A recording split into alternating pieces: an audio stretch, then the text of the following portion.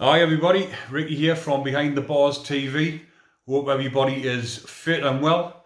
Just want to say a massive thank you to all my subscribers. I'm up to 28,500 and for me that's a massive achievement. I didn't think I would have gotten there that quick. Um, to be honest with you, when I first started out I thought I would have been happy with 1,000 and it's went up to 28,500, but that's soon going to be up to 50,000. But remember people, one of my lucky subscribers is going to get £1,000 cash. Once I get to 50k subscribers, I'm going to give a little something back. So go and double check to see if you're subscribed, because if you're not, you won't be in with a chance, because it's only the subscribers that are in with a chance of winning £1,000. But I'll just get into the video. And the video today is the do's and don'ts about prison. I just got asked this question before. I was doing a Zoom meeting with somebody. They were doing a bit of research for something, and they asked us this question: what's the do's and don'ts of prison? And for me, the do's and don'ts of prison, first of all, don't get involved in drugs. So this is for people that haven't been to prison, or people that could be expecting it, or just people that's interested in what goes on in prison. So the biggest thing is don't get involved in drugs. Don't take drugs. Don't hold drugs for anybody. If anyone says, yeah, can you hold these? I'll give you a certain amount of whatever for holding it. Don't do it, because you'll end up banging trouble. Because if it goes missing, I've seen it before when people's holding stuff and either the padmates took it or someone else has took it. But it doesn't matter who's took it, you've been holding it, so you're the one responsible for it, and you're going to be banging trouble. Could be a big amount of drugs that you're holding, and if it's went missing, you're going to get seriously hurt and you're going to get made to pay it back. So just don't get involved in drugs. Don't hold anything for anybody. Don't take drugs, because you're going to end up in a drug debt. And again, you're going to get hurt. Everything in prison leads to you getting hurt if you go down the wrong path. So that was the don't. And this is one of the biggest do's. Do get involved in the gym. Get yourself into the gym. And I'm saying this as if I'm talking to somebody, but this is the advice, or this is what you do when you're in prison.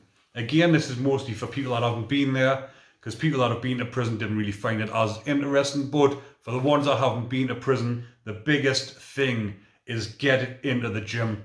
It's the total opposite end of what I've just said: the drugs and gym. Keep away from the drugs, get into the gym. Get into the gym and have a go for yourself.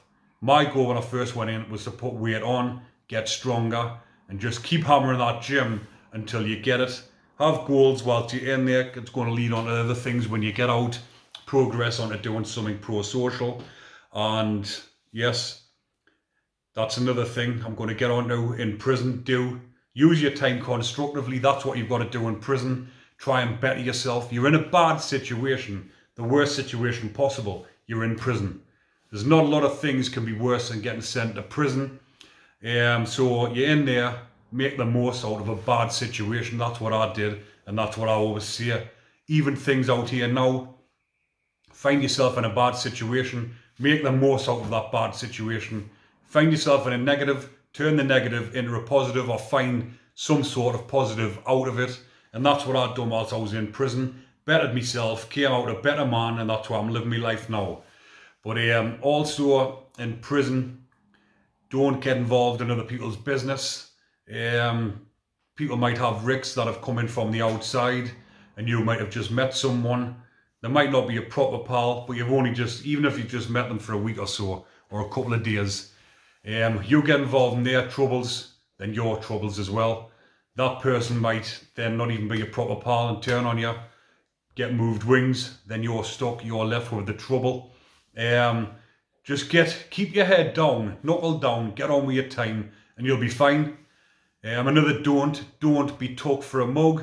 Don't let people victimise you, because if you don't stand up for yourself, then you're going to be banging trouble. People are just going to come and keep taking things from you, abusing you, taking the piss out of you. And if you don't stand your ground, stand your own 2 feet, People are just going to take your canteen, take your shower gels, take everything you've got. You've got to stand your ground. Show them that you're not going to be messed with. Otherwise, you're going to be victimised. Another don't is, like I've just mentioned about holding stuff for people, don't borrow things. Like people go into prison who smoke and they want vapes. People sell vapes in prison, they've got their own shops.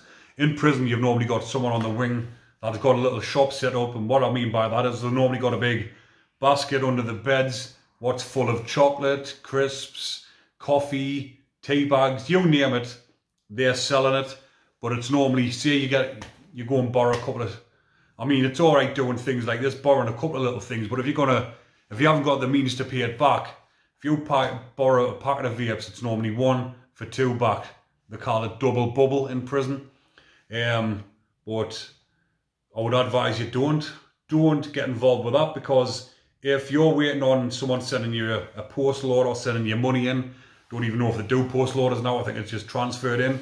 If you're waiting on money from back home and it doesn't arrive and you can't pay that person, that 2 that you owe then turns into 4. So it went from owing 1 pack to 4 packs, and it was £2.50 a pack of vapes. So double bubble is then 5. If you can't pay it by the Friday when you were meant to pay it, it's doubled again. You owe for 4 packets. There, and then if you still can't pay it, ends up being 8 packets. Before you know it, you're getting battered because you owe 20 packets of vapes off 1. But some lads will be watching this thinking, oh, you're talking shite, it doesn't escalate that far. But it does with people who are weak and they can't pay it back. They just get the piss took out of them. Don't get us wrong, not everyone's like that in prison. They'll say, listen, just give us it when you've got it. But these are the things that can spiral out of control. And this is just the far end of the scale. But just don't borrow, then you'll not find yourself in that position. Always show respect to people that deserve it, or people, well, anybody really, everyone deserves respect. But what I mean by that is, I've seen a lot of people like disrespect, and sometimes they don't mean it, it's just the way they are, the way they've been brought up. But if you disrespect someone and someone feels like you've took the piss, like you haven't been disrespected, then you're going to get battered, you're going to end up in serious trouble. So show respect and don't disrespect. Because like I've just mentioned, you're going to find yourself in serious trouble. But I think those are the main things when someone's asked us that question. That's the main things I would say. Don't get involved with drugs, don't borrow, do go to the gym, do try and make yourself a better person, get in a better mindset, and you'll be fine. Don't let people take the piss, and you'll be fine in prison. A lot of people think, if they see a little skinny kid and they think, oh, he's going to get victimised. If he does them things that I've just mentioned, you'll get on just fine. There's a lad from over Newcastle and now, Corsa, little Asian kid.